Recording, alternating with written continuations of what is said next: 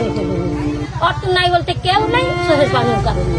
আর কি বলবো আমরা, নাই মাও নাই আর কেউ নেই। কে দরদের বস্তু যে কি জিনিস ও কবে পারে না, ছোটবেলার থাই আমাদের বাড়ির পাশে ওর বাড়ি।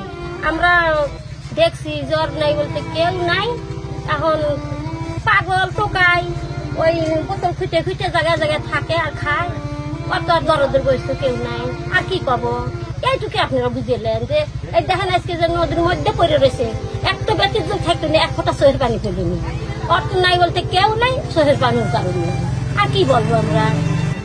আমার নাম মোসাম্মদ আমিনা খাতুন। আমি 7, 8, 9 আমার ভাই ব্যাকের বড় ধরেন যে এখন কেবার এই হয়েছে হাতে তো আর যাই না। এখন যে আইসে এখন দেখতেছি যে এখানে মরে দিচ্ছে। এইসবই আমরা দেখতেছি যে মানুষের কোথায় টলারে দড়ি কেটে দিছে, ফালা দিছে। হ্যাঁ শাল পাল আছে, একটা শাওয়াল আছে, মেয়ে আছে একটা। হ্যাঁ ওনার আইসে ঘুরে গেছে। বয়স মেলা হয়েছে না আমার কত ব্যাকের বাইকের বড়।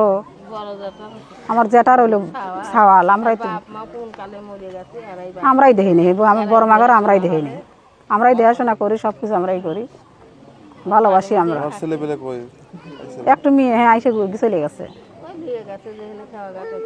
কোনো চরিত্রের কোনো দাগ ছিল না, কিন্তু সে কোনোদিন কারোর সঙ্গে কথাবার্তা এটো সেটো বেশি বলা তা বলতো না।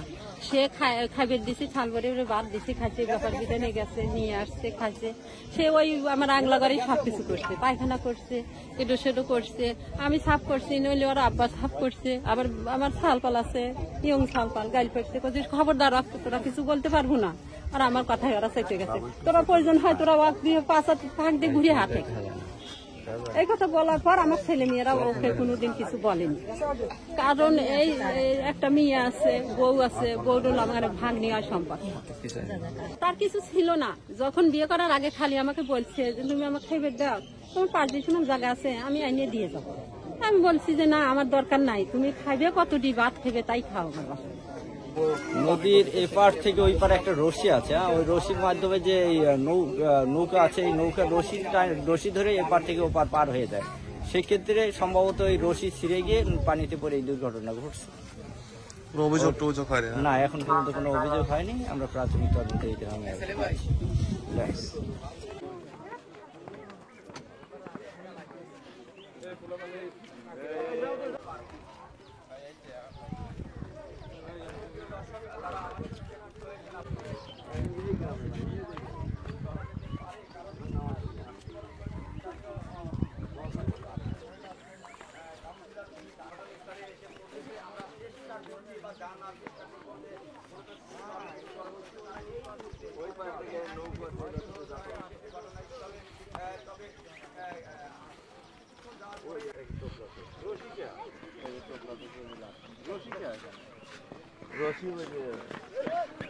নদী পারে ওপারে